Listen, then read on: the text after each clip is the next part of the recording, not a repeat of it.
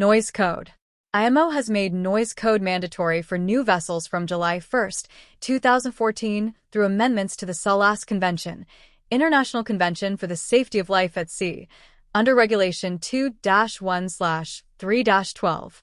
The primary goals of the noise code include reducing seafarers' exposure to harmful noise levels, ensuring effective communication and the ability to hear alarms, providing a comfortable environment for rest and recreation.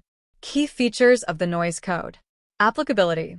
The noise code applies to ships with a gross tonnage of 1,600 GT and above, for which the building contract is placed on or after July 1, 2014. It also applies to existing ships where feasible measures can be implemented to reduce noise levels. Noise level limits. The code specifies maximum permissible noise levels for various spaces on board. Machinery spaces. Noise levels must not exceed 85 dBA. Accommodation spaces, generally limited to 75 dBA. Navigation spaces should not exceed 70 dBA to facilitate communication. Hearing protection. Seafarers must not be exposed to noise levels exceeding 85 dBA for more than 8 hours within a 24-hour period without suitable hearing protection. Peak noise levels should not exceed 135 dBc, and even with protection, exposure should not surpass 120 dBA. Warning notices.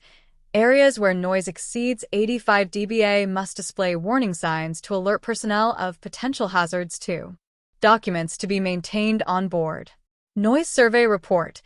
A detailed report documenting the results of initial noise surveys conducted on board.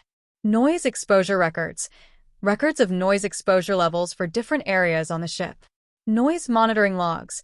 Logs of regular noise monitoring activities and results.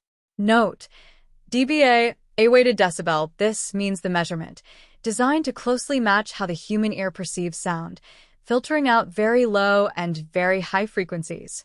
Thank you for watching the video. For more marine topics, please subscribe CFIX channel.